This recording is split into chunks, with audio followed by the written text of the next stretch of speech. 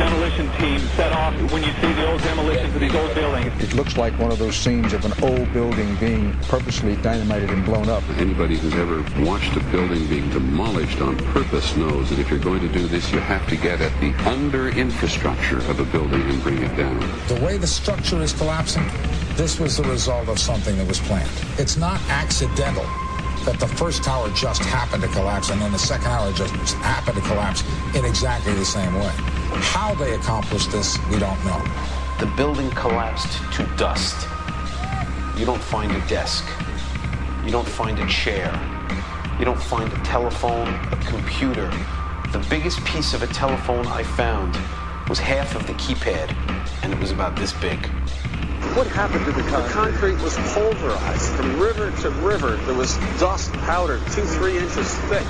The concrete was just pulverized. Reminiscent of those pictures we've all seen too much on television before, when a building was deliberately destroyed by well-placed dynamite to knock it down. If they had detonated, plans to take down a building. Boom, boom, boom, boom, boom. I heard a second explosion. There was a heavy-duty explosion. Then there was some secondary explosions and then subsequent collapses. An explosion blew and it knocked everybody over. To me, it sounded like an explosion. It sounded like gunfire. Bang, bang, bang, bang, bang. And then all of a sudden, 3 big explosions. We heard a big explosion coming down. And then the entire top of the building just blew up. We saw some kind of explosion. By the force of the explosions. Big explosion. Blew us back into the 8th floor. Then we get to the lobby. This is big explosion.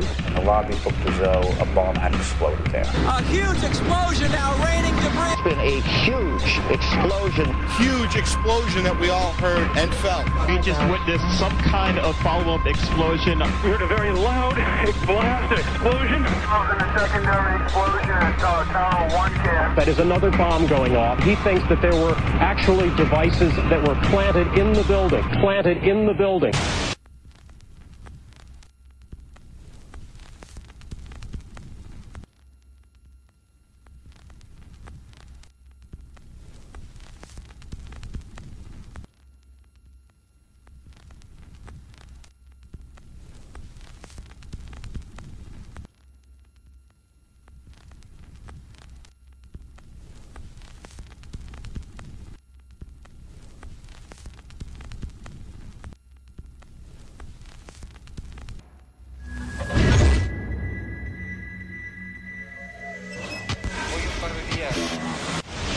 I don't think anybody could have predicted that they would try to use an airplane as a missile, a hijacked airplane as a missile. Nobody in our government, at least, and I don't think the prior government that could envision flying airplanes into buildings.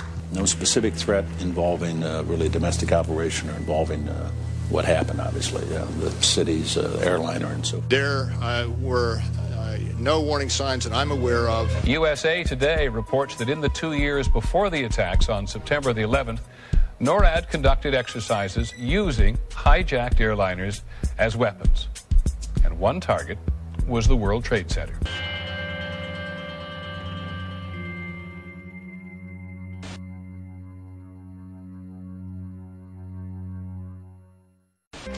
In confidential documents from the Philippines obtained by CNN, the plan was clear.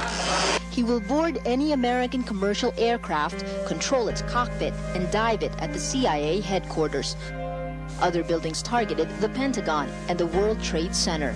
Security in counterterrorism was blinking red, in the words of George Tenet, that the warnings of an imminent attack were so severe that something dramatic should have been done. It was unparalleled.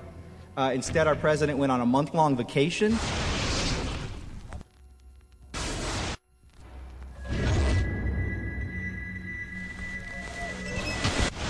The head of Pakistani intelligence at the ISI, Mahmoud Ahmed, requested Omar Sheikh to wire $100,000 to Mohammed Atta, who was the lead hijacker. Hijacker Mohammed Atta received wire transfers via Pakistan. The man sending the money to Atta is believed to be Ahmed Umar Saeed Sheikh. Omar Sheikh admitted he was supported by the Pakistan government's intelligence service, the ISI.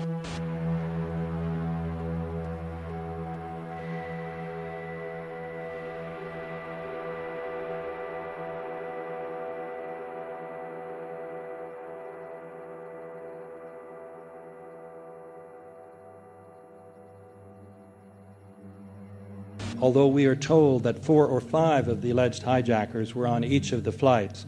If so, their names should have been on the flight manifests.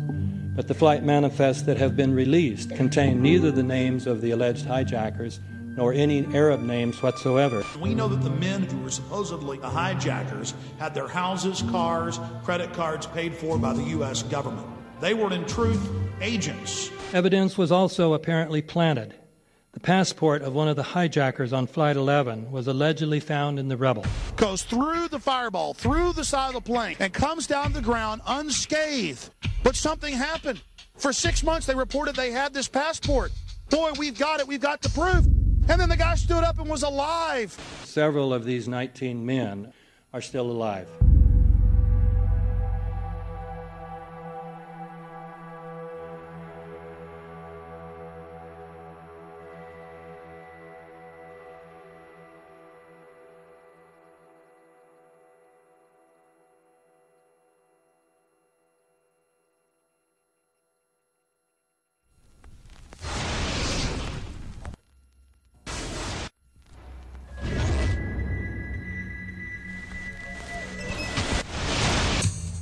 Of course we're after Saddam Hussein. Bin Laden. He's January 2001.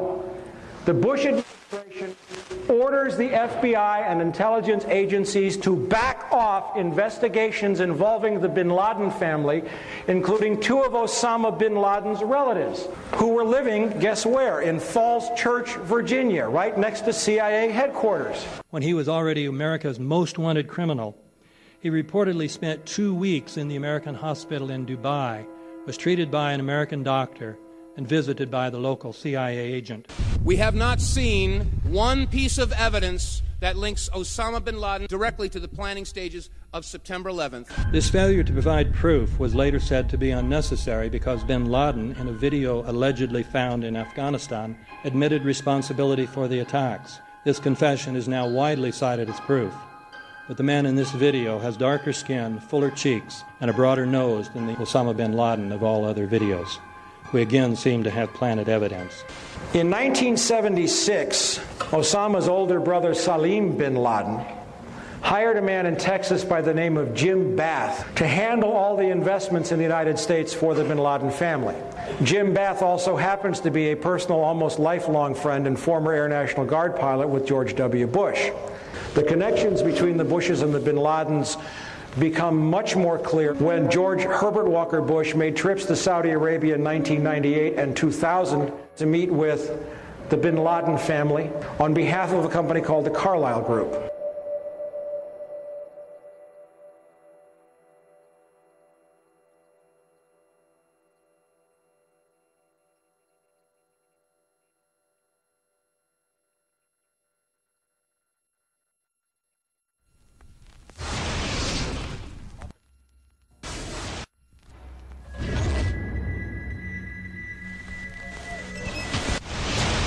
How could anyone fly a 60-ton, 125-foot wide, 44-foot tall plane through this obstacle course? The aircraft, before striking the Pentagon, reportedly executed a 270-degree downward spiral, and yet Hani Hanjour was known as a terrible pilot who could not safely fly even a small plane.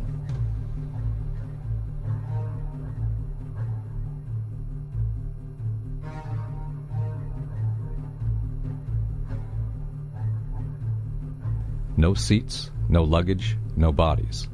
Nothing but bricks and limestone.